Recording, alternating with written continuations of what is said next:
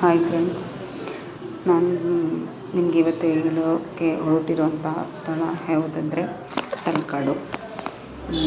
Already ನಾವು ತಲಕಾಡಿಗೆ first ಬೇರೆ ಪ್ಲೇಸ್ಗೆ ಹೋಗಿದ್ದರಿಂದ ಫಸ್ಟು ಊಟ ಮಾಡ್ಕೊಬಿಡೋಣ ಅಂತ ಎಲ್ಲರೂ ಊಟಕ್ಕೆ ಹೋದ್ವಿ. ನಂತರ ಗೊತ್ತೇ ಇದೆ, ನೀರು ಅಂದರೆ ಯಾರಿಗೆ ಇಷ್ಟ ಇಲ್ಲ. ನೀರಲ್ಲಿ ಆಟ ಆಡೋಕೆ ಹೊರಟ್ವಿ. ಈ ತಲಕಾಡು ಬಗ್ಗೆ ಆಲ್ಮೋಸ್ಟ್ ಎಲ್ರಿಗೂ ಗೊತ್ತಿರುತ್ತೆ ಅಂತ ಅಂದ್ಕೊಂಡಿದ್ದೀನಿ.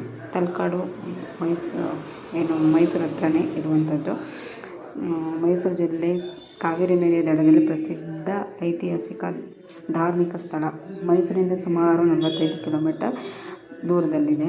ಮರಳಿನಲ್ಲಿ ಹೂತೋಗಿರುವ ಪ್ರಾಚೀನ ದೇವಾಲಯಗಳು ಮತ್ತು ಕಾವೇರಿ ನದಿಯ ತೀರ ಇದರ ಪ್ರಮುಖ ಆಕರ್ಷಣೆಗಳು. ಇದರ ಇತಿಹಾಸ ಹೇಳಬೇಕು ಅಂತಂದರೆ, ತಲಕಾಡು ಒಂದು ಕಾಲದಲ್ಲಿ ಪಂಚಗಂಗರ ರಾಜಧಾನಿಯಾಗಿತ್ತು. ಗಂಗರು ಮತ್ತು ಚೋಳರು, ಹೊಯ್ಸಳರು ಹಾಗೂ ವಿಜಯನಗರದ ಆಡಳಿತಕ್ಕೆ ಒಳಪಟ್ಟಿತ್ತು ಅಂತ ನಾವು ಇತಿಹಾಸದಲ್ಲೆಲ್ಲ ಓದಿರ್ತೀವಿ. ತಲಕಾಡನ್ನು ಮರಳಿನ ನಗರ ಅಂತಲೂ ಕರೀತಾರೆ. ಇಲ್ಲಿ ಪ್ರಾಚೀನ ಕಾಲದ ದೇವಾಲಯಗಳು ಮರಳಿನಲ್ಲಿ ಹೂತು ಹೋಗಿವೆ.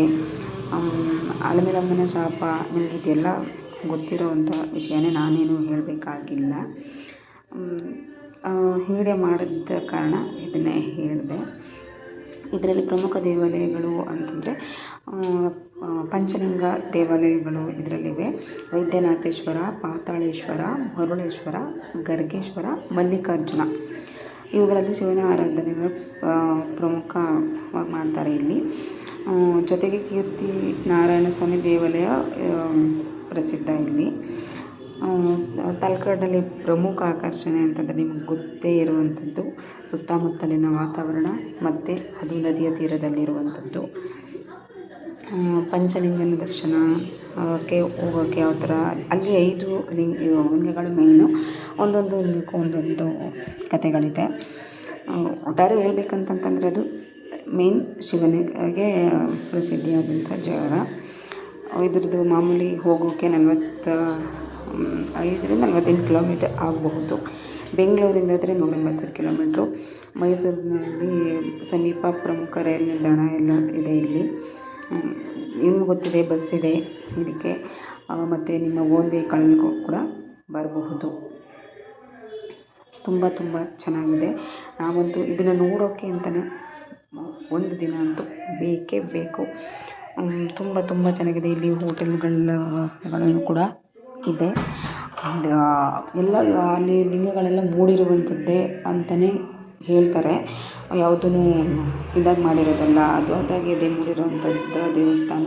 ನಿಮಗೆ ಗೊತ್ತಾಗ್ಬೋದು, ನಮ್ಮ ಸಂಸ್ಕೃತಿಯನ್ನು ನಾವು ಇದು ಮಾಡಬೇಕು. ಆ ದೇವಸ್ಥಾನಗಳನ್ನು ನೋಡ್ತಿದ್ರೆ, ಆಗಿನ ಕಾಲದ ಕಲ್ಲುಗಳನ್ನು ನೋಡ್ತಿದ್ರೆ ಎಷ್ಟು ಚೆಂದ ಅನಿಸುತ್ತೆ. ಅಲ್ಲಿನ ಕೆತ್ತನೆಗಳು, ಕಲ್ಲಿನದ್ದು, ಆ ಸುತ್ತಮುತ್ತ ಆ ಕಾಡಿನ ಮಧ್ಯದಲ್ಲಿ ನೆಲೆಸಿರುವಂಥದ್ದು ಮರಳಿಂದನೇ ಕೂಡಿದೆ ಆಲ್ಮೋಸ್ಟ್ ಆಲ್ ಅಂತಲೇ ಹೇಳ್ಬೋದು.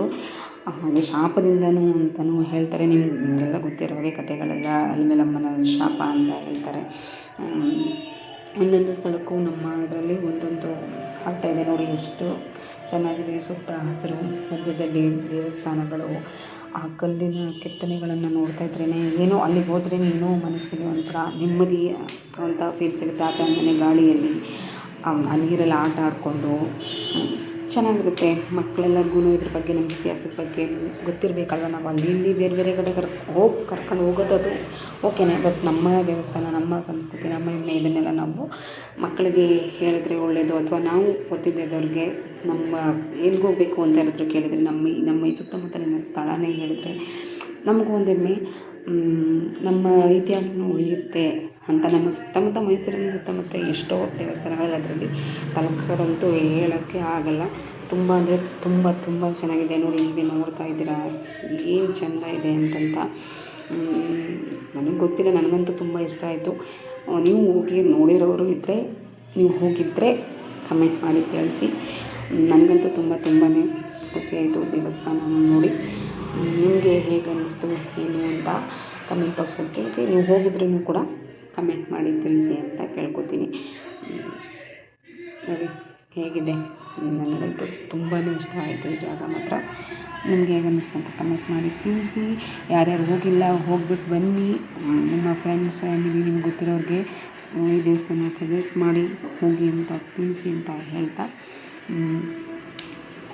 ನೋಡಿ ಇವೆಲ್ಲ ಅದು ವೀಡಿಯೋ ಮಾಡ್ತಾಯಿದ್ರೆ ಒಂದೊಂದು ಇಂಚೂ ಮಾಡಬಾರ್ದು, ಸಾಕು ಸ್ಟಾಪ್ ಮಾಡೋಣ ಅಂದರೆ ಇದನ್ನು ಮಾಡಬೇಕಲ್ಲ ಅನ್ನೋಷ್ಟು ಖುಷಿ ಕೊಡುತ್ತೆ. ಎಲ್ಲೂ ನನ್ನ ವೀಡಿಯೋ ಯಾವುದನ್ನು ಕಟ್ ಮಾಡಿ ಎಡಿಟ್ ಮಾಡಿ ಇವೆಲ್ಲ ಮಾಡಬೇಕಂತಲೇ ಅನ್ನಿಸ್ಲಿಲ್ಲ. ನಾನು ಹಂಗೆ ವೀಡಿಯೋ ಮಾಡಿದ್ದೀನಿ, ಹಂಗೆ ಹಾಕಬೇಕು ಅಂತ ಅನ್ನಿಸ್ತು. ಅಷ್ಟು ಚೆಂದ ಇದ್ದಾವೆ ದೇವಸ್ಥಾನಗಳು ನೋಡಿ.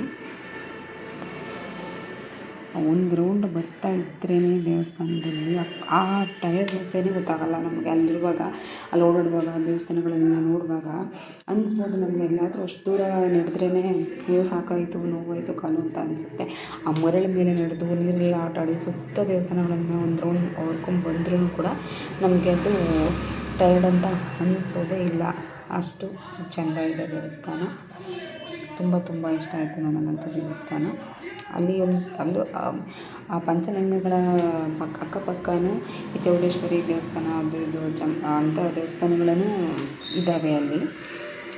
ತುಂಬಾ ಅಂದರೆ ನಮ್ಗೆ ಹೋದ್ರೇ ಗೊತ್ತಾಗೋದು, ನಾವು ಹೇಳೋದಕ್ಕಿಂತ ನಾವು ತೋರಿಸೋದಕ್ಕಿಂತ ವೀಡಿಯೋ ಮಾಡಿ ನೀವು ಹೋಗಿ ನೋಡಿದ್ರೇ ಅದರ ಖುಷಿ ನಿಮಗೆ ಗೊತ್ತಾಗೋದು ಅಂತ ಹೇಳೋಕ್ಕೆ ಇಷ್ಟಪಡ್ತೀನಿ. ತುಂಬಾ ಇಷ್ಟ ಆಯಿತು ನನಗಂತೂ. ಆ ವಿಗ್ರಹಗಳನ್ನು ನೋಡ್ತಾ ಇದ್ದರೆ ಆ ಗರ್ಭಗುಡಿ ಹತ್ರ ಹೋದರೆ ಆ ವೈಬ್ರೇಷನ್ನೇ ಬೇರೆ ಅಂತ ಅನಿಸುತ್ತೆ. ಅಲ್ಲಿ ಹೋದ ತಕ್ಷಣ ಸೈಲೆನ್ಸ್ ಆ ಗರ್ಭಗುಡಿ ಹತ್ರ ಆ ವಿಗ್ರಹಗಳು, ಆ ಲಿಂಗಗಳು ಇವೆಲ್ಲ ನೋಡ್ತಾ ಇದ್ದರೆ ಮನಸ್ಸಿಗೆ ನೋಡುತ್ತಾ ಕೂತ್ಕೊಂಡು ಧ್ಯಾನ ಮಾಡಬೇಕಲ್ಲ ಅನ್ನೋಷ್ಟು ಆಗುತ್ತೆ. ಅಂದರೆ ಅದನ್ನು ನೋಡ್ತಾ ಇದ್ದರೆ ಟೈಮೇ ಸಾಕಾಗಲ್ಲ ಅಲ್ಲಿ ಕೂರೋಕ್ಕೆ. ಒಂದು ದಿನ ಫುಲ್ ಹೋದ್ರೂ ಅದನ್ನು ನೋಡೋಕ್ಕೆ ಟೈಮ್ ಸಾಕಾಗಲ್ಲ ಅಂತ ನನ್ನ ಅನಿಸಿಕೆ. ನೋಡಿದಷ್ಟು ಆ ಹಳೆಯ ವಿಗ್ರಹಗಳು, ಆ ಹಳೆಯ ಕಟ್ಟಡಗಳು ಇವೆಲ್ಲ ನೋಡ್ತಾ ಇದ್ದರೆ ಅಪ್ಪ ಅನಿಸುತ್ತೆ. ನೋಡಿ ಎಷ್ಟು ಚೆಂದ ಇದೆ ಸುತ್ತಮುತ್ತ. ಆ ಹಳೆಯ ಕಾಲದಲ್ಲಿ ಯಾವ ಥರ ಮಾಡಿದರು ದೇವಸ್ಥಾನಗಳನ್ನು ಅಂತ ತುಂಬಾ ಇಷ್ಟ ಆಯಿತು ನನಗಂತೂ. ಮನಸ್ಸಿಗೂ ಕೂಡ ಅಷ್ಟೇ ನೆಮ್ಮದಿ ಇದೆ. ತುಂಬ ಖುಷಿ ಆಯಿತು. ನಾವಂತೂ ಬೆಳಿಗ್ಗೆ ಹೋಗಿ ಸಂಜೆ ತನಕ ಎಂಜಾಯ್ ನೋಡಿಕೊಂಡು ಬಂದಿದ್ದೀವಿ. ನೋಡಿ ಇದೆಲ್ಲ ಸುತ್ತ ಯಾವ ಥರ ಇದೆ ಅಂತ. ಎಷ್ಟು ವಿಶಾಲವಾದ ಜಾಗ, ಎಷ್ಟು ಹೇಳೋಕ್ಕೆ ನನಗೆ ಪದಗಳನ್ನೇ ಸಿಗ್ತಾ ಇಲ್ಲ, ಅಷ್ಟು ಖುಷಿಯಾಗುತ್ತೆ ಇಲ್ಲಿ ನೋಡ್ತಾ ಇದ್ದರೆ. ಸುತ್ತಲೂ ನಾನು ವೀಡಿಯೋ ಮಾಡಬೇಕು ಅಂತ ಒಂದು ಇಂಚ್ ಜಾಗನೂ ಬಿಡಬಾರ್ದು ಅಂತ. ಆದರೂ ನನ್ನ ಕೈಲಿ ಎಷ್ಟಾಗುತ್ತೆ ಅಷ್ಟಂತೂ ನಾನು ವೀಡಿಯೋ ಮಾಡೋಕ್ಕೆ ಟ್ರೈ ಮಾಡಿದೆ. ತುಂಬ ಚೆನ್ನಾಗಿದೆ, ತುಂಬ ಅಂದರೆ ತುಂಬಾ ಚೆನ್ನಾಗಿದೆ ದೇವಸ್ಥಾನಗಳ ಸುತ್ತಮುತ್ತ ಮಾತ್ರ. ವೀಕೆಂಡ್ಸಲ್ಲಂತೂ ತುಂಬ ಜನ ಹೋಗ್ತಾರೆ. ಯಾರ್ಯಾರು ನೀವು ಹೋಗಿಲ್ಲ ಹೋಗ್ಬಿಟ್ಟು ಬನ್ನಿ. ಬೇರೆಯವ್ರಿಗೂ ಹೇಳಿ, ಬೇರೆ ಅಲ್ಲಿ ಇಲ್ಲಿ ಹೋಗೋಕ್ಕಿಂತ ನಮ್ಮ ಜಾಗಗಳು, ನಮ್ಮ ಸುತ್ತಮುತ್ತ ಇರುವಂಥ ದೇವಸ್ಥಾನಗಳು ನಮ್ಮ ಹೆಮ್ಮೆ. ನಾವೇ ಹೇಳಬೇಕು, ಬೇರೆ ಕಡೆ ಎಲ್ಲ ಹೋಗಿ ಅಂತ ಹೇಳೋ ಬದಲಿಗೆ ಮಕ್ಕಳಿಗೆ ಇಲ್ಲಿನ ಇತಿಹಾಸಗಳನ್ನು ಹೇಳ್ತಿದ್ರೆ ಏನೋ ಒಂಥರ ಚೆಂದ. ಆ ಕಥೆಗಳು ನಿಮಗೆ ಗೊತ್ತಾಗುತ್ತೆ. ಈಗೇನು ಮೊಬೈಲಲ್ಲಿ ತೋರಿಸಿದ್ರೇನೋ ಅದು ಒಂದು ನೇಮ್ ಹಾಕಿದ್ರೂ ಸಾಕು, ಅದರ ಇತಿಹಾಸಗಳೆಲ್ಲನೂ ತೋರಿಸುತ್ತೆ. ಅದನ್ನು ಹೇಳೋ ಏನೋ ಅವಶ್ಯಕತೆಯೇ ಇಲ್ಲ. ಅದರಲ್ಲಿ ಫೋನಲ್ಲಿ ನೋಡಿ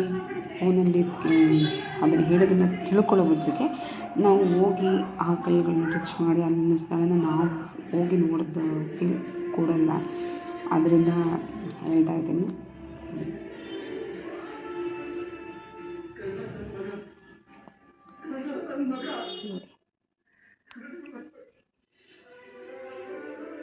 ಎಷ್ಟು ಚೆಂದ ಇದೆ ನೋಡಿ ನೀವೇನೆ.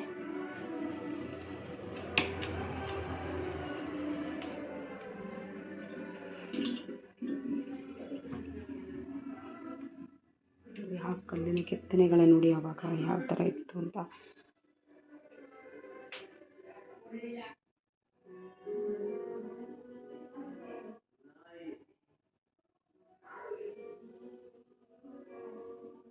ನಾವು ಹೋಗಿದ್ದು ವೀಕೆಂಡ್ ಇತ್ತು. ತುಂಬ ಜನ ಆಗಲೇ ಇದು ಮಾಡುವಾಗ ನಾವು ಹೋಗುವಾಗ ಈ ಜಾಗದಲ್ಲಿ ಆಲ್ಮೋಸ್ಟ್ ಅವಾಗ 5:30, 6 ಆಗಿತ್ತು ಅಂದ್ಕೋತೀನಿ. ಆವಾಗಲೂ ಕೂಡ ಇನ್ನೂ ಹೊಳೆ ಹತ್ರನೂ ಕೂಡ ಇನ್ನು ಆ ನದಿ ಹತ್ರ ಹೊಳೆ ಹತ್ರ ಇನ್ನೂ ಜನ ಇದ್ದರು, ಆಟ ಆಡ್ತಾಯಿದ್ರು. ಅಂದರೆ 5:30ಗೆಲ್ಲ ಹೊಳೆ ಆಟ ಆಡೋ ಇದೆಲ್ಲ ಕ್ಲೋಸ್ ಮಾಡಿಬಿಡ್ತಾರೆ. ದೇವಸ್ಥಾನಗಳು 7:30 ತನಕ ಏನೋ ಇರುತ್ತೆ ಅಂತ ಇದ್ದರು. ಗೊತ್ತಿಲ್ಲ. ನಾವು 6 ಗಂಟೆ ಒಳಗಡೆ ಎಲ್ಲ ಅಲ್ಲಿಂದ ಬಂದ್ವಿ. ಆಗಲೇ ಕತ್ತಲೆ ಟೈಮ್ ಆಗಿತ್ತು. ಸೊ ಬಂದ್ವಿ ನಾವು.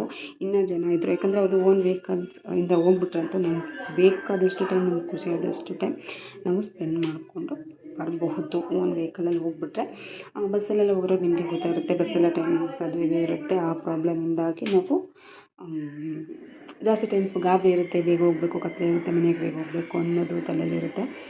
ಅದರಿಂದಾಗಿ ಓನ್ ವೆಹಿಕಲ್ ಹೋಗ್ಬಿಟ್ರಂತೂ ನಿಮಗೆ ಎಷ್ಟು ಟೈಮ್ ಸ್ಪೆಂಡ್ ಮಾಡಬೇಕು ಅಷ್ಟು ಟೈಮ್ ಸ್ಪೆಂಡ್ ಮಾಡಿಕೊಂಡು ಬರಬಹುದು. ನಿಮಗೆ ಈ ವಿಡಿಯೋ ಇಷ್ಟ ಆಯಿತು ಅಂತ ತಿಳ್ಕೊತೀನಿ. Thank you.